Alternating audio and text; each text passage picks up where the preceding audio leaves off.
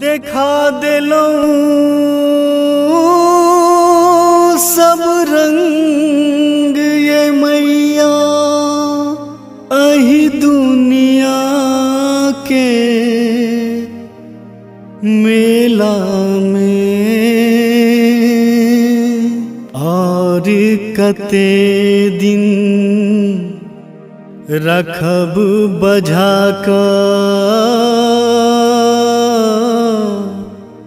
हमरा अही झमेला में।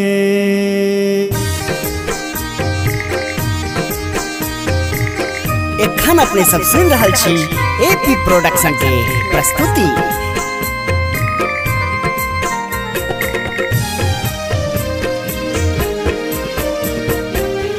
कहू कि अहाँ के मैया कोना हम जीबै छी, जन्म दिलहूँ मुदा सुधियो न लै छी।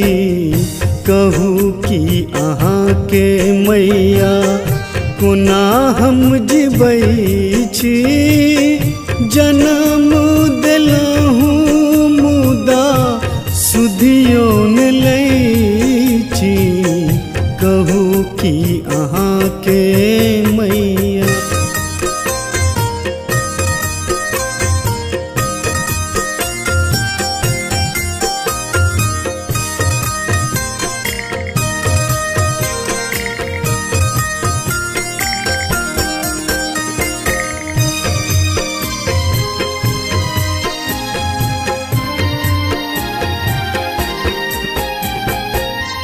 हमरा न चाही मैया महल अटरिया, हमरा न चाही मैया महल अटरिया। जिंदगी बिताब हम अहीं के दुआरिया, राखब ध्यान कने अतबे मंगै छी।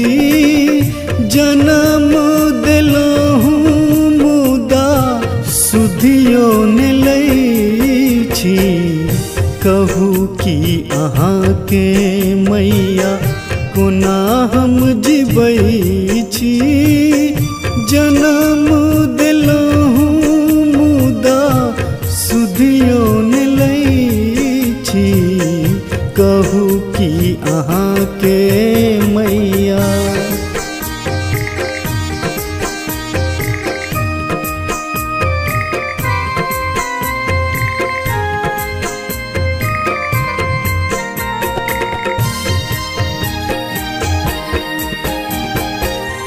जन्म दिलहूँ मैया भाग्य नहीं दिलहूँ, जन्म दिलहूँ मैया भाग्य नहीं दिलहूँ।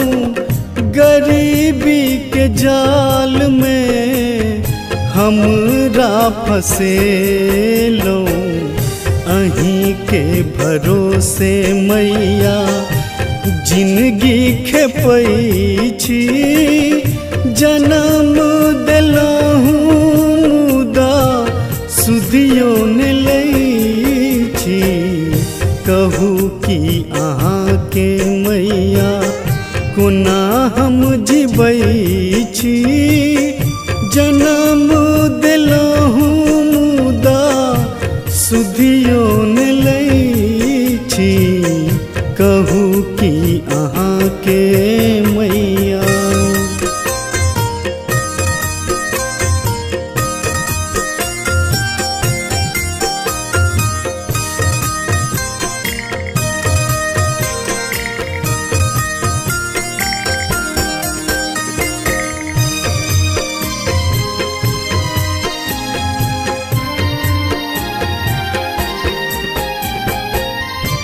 गोविंद कन्हैया मैया आबि का चरण में। गोविंद कन्हैया मैया आबि का चरण में अभनेस के राखू मैया अपने शरण में।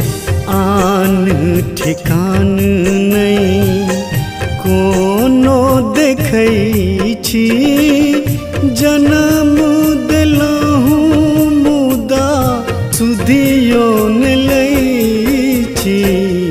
कहू कि अहाँके मैया कोना हम जीबै छी, जन्म देलहूँ मुदा सुधियो न लै छी।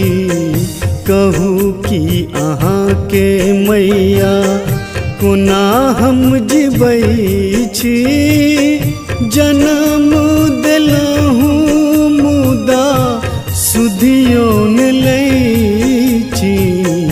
कहू कि अहाँके मैया